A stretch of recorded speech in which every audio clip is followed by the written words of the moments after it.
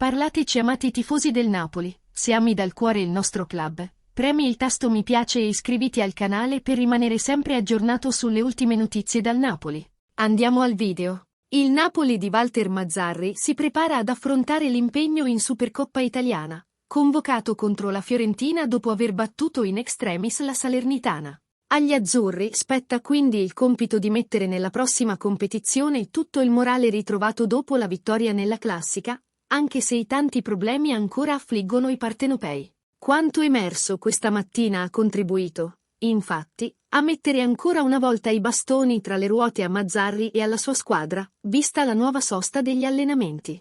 L'entità dell'infortunio dell'italiano verrà quindi valutata nelle prossime ore. L'SSC Napoli ha svolto oggi il primo allenamento della propria esperienza in Arabia Saudita, con la speranza di disputare la Supercoppa italiana a Riyadh. In particolare, secondo il comunicato, la squadra si è allenata all'interno della struttura dello Shabab Club, iniziando la seduta con un riscaldamento e un bull. La seduta si è poi conclusa con una serie di partite 7 contro 7, dopo aver lavorato sul possesso palla.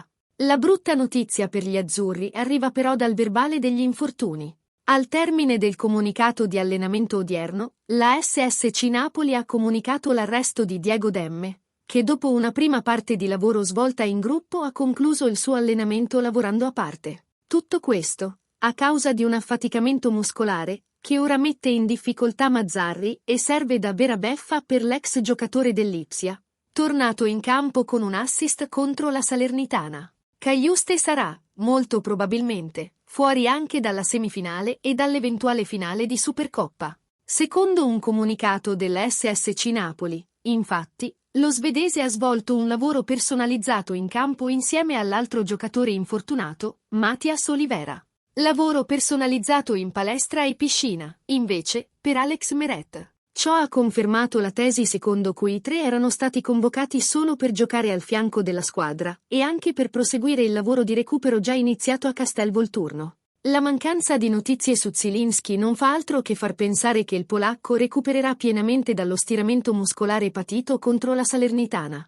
Qual è la tua opinione sui napolitani? Mancheranno questi giocatori in squadra? O no? Lascia il tuo commento sul video e iscriviti al canale. Forca Napoli!